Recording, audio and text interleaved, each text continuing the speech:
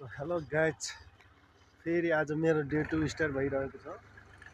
अनि यस्तो हुस्सु हुन्छ कि यस्तो हुस्सु लागेर पुरै बिहानपट्टि पुरै ओस मात्रै आउँछ। सो यही नै हो आजको कन्डिसन। इट्टा सिट्टा सब ल्याएर रेडी छ होइन।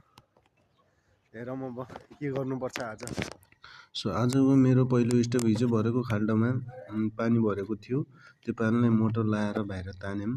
अनि त्यो मोटर लगाएको पानीले ड्रममा भर्यौँ हामीले त्यो पानी।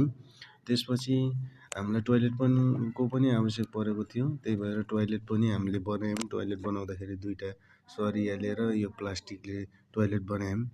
सो त्यसपछि फेरि हिजो ढुङ्गा भरेको खाल्डोमा पानीले गर्दा सब त्यो माटोभरि खाल्डोमा पसेको रहेछ। अनि त्यो माटो हामीहरूले पहिला हातले फाल्यौँ। बडो गिलो रहेछ क्या त्यो माटो होइन, उठाउन पनि लास्टै गाह्रो हुन्थ्यो। अनि त्यो माटो हामी काम गर्नेले हातले फाल्यौँ। त्यसपछि फेरि बिल्चा लिएर आयो एउटा दाइले।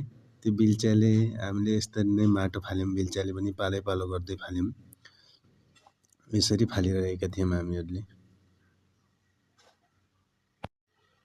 खासै गाह्रो थिएन अहिलेसम्मको काम त। अब सो पछि कामको अर्को स्टेप स्टार्ट भयो। अर्को स्टेपमा हामीले पुरै माटोभरि फाल्यौँ सब। अनि त्यो माटो लास्टै हिलो थियो, खासै गाह्रो थिएन अहिलेसम्मको काम। सो त्यसपछि अर्को स्टेपमा फेरि हामीहरूले सबैभन्दा गाह्रो काम है, अहिलेसम्मको आजको सबैभन्दा गाह्रो काम गऱ्यौँ।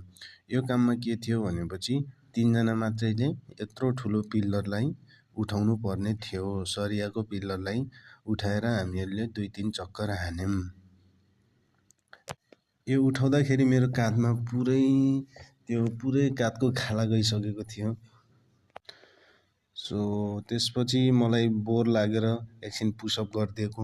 पुसअप हानिदिएँ मैले। फेरि कति बस्ने कि एकछिन बसेँ रेस्ट गर्दाखेरि मैले पुसअप हानिदिएँ। खासै थकाइ लागेको थिएन मलाई, त्यही भएर पुसअप हानिदिएँ।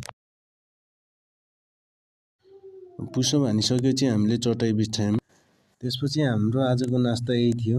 एकछिन खाने सुन्तला अरू खायौँ, सुन्तला केरा अनि अरू स्याउ पनि थियो। त्यो सबै खानेकुराहरू खायौँ हामीले। त्यो खाइसकेपछि फेरि कामको अर्को स्टेप स्टार्ट भयो। अर्को स्टेपमा हामीले त्यो अघि ल्याएको पिल्लरलाई उभाउनु पर्ने थियो। यो काम पनि एउटा गाह्रो काम नै थियो। यो काम त खासै गाह्रो थिएन अघि पिल्लर ल्याएको कामभन्दा। यसरी उठाएर हामीहरूले हाल्यौँ 3 जनाले। अनि एउटा दाइले त्यो खाल्डोमा गएर मिलाउनु भयो। यस्तो गर्नु पर्थ्यो है, यस्तो गर्नुपर्छ है। तपाईँहरू पनि हेरिराख्नु है।